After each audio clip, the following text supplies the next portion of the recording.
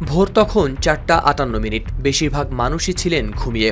হঠাৎ প্রচণ্ডভাবে কেঁপে উঠতে শুরু করে মাটি, ভেঙে পড়ছে ভবন। আতঙ্কে চিৎকার করতে করতে ঘর ছেড়ে রাস্তায় ছুটছেন মানুষ। হাসপাতালে থাকা রোগীদেরও দ্রুত বের করে নেওয়া হচ্ছে। এরপর উপকূলে আঘাত হানে প্রায় ৩ ফুট উচ্চতার সুনামি। আর শক্তিশালী এই ভূমিকম্প ও সুনামির ভয়ঙ্কর অভিজ্ঞতার মুখোমুখি হয়েছে ইন্দোনেশিয়ার পূর্বাঞ্চলের মানুষ। শনিবার ভোরে দেশটির ইস্ট নুসা তেনগারা অঞ্চলে আঘাত হানে ৭.৭ মাত্রার শক্তিশালী ভূমিকম্প। প্রদেশের গভর্নর ইমানুয়েল মেলকিয়াদেস লাকালেনা এক সংবাদ সম্মেলনে জানান, ভূমিকম্পে নিহত হয়েছেন ২০ জন। এছাড়া ব্যাপক ক্ষয়ক্ষতির কথাও জানান তিনি। সংবাদ মাধ্যম এএফপি ও রয়টার্সের প্রতিবেদনে প্রকাশ পেয়েছে এই তথ্য। ইন্দোনেশিয়ার আবহাওয়া, জলবায়ু ও ভূপদার্থবিদ্যা সংস্থা বিএমকেজি জানায়, স্থানীয় সময় ভোর ৪:৫৮ ভূমিকম্পটি আঘাত হানে। এর উৎপত্তি স্থল ছিল ভূপৃষ্ঠের প্রায় ১৫ কিলোমিটার গভীরে। মূল ভূমিকম্পের পরও গাঁটানি আতঙ্ক অনুভূত হতে থাকে একের পর এক পরাঘাত।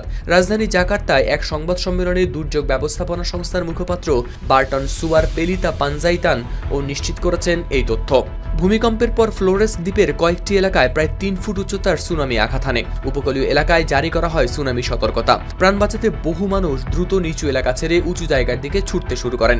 পরে অবশ্য সুনামির সতর্কতা প্রত্যাহার করেছে কর্তৃপক্ষ। তবে সমুদ্রপৃষ্ঠের উচ্চতার পরিবর্তনের উপর এখনও নজর রাখা হচ্ছে বলে সাংবাদিকদের জানান বিএমকেজির ভূমিকম্প ও সুনামি বিভাগের পরিচালক উইজায়ান্ত। ভূমিকম্প কতটা শক্তিশালী ছিল তার কিছু দৃশ্যও এসেছে সামনে। ফ্লোরেস দ্বীপের মাউমেরে শহরের একটি বন্দরের ভিডিওতে দেখা যায়, কম্পনের মধ্যে একটি ভবনের কিছু অংশ ধসে পড়ছে। আতঙ্কিত মানুষ চিৎকার করতে করতে রাস্তায় ছুটছেন।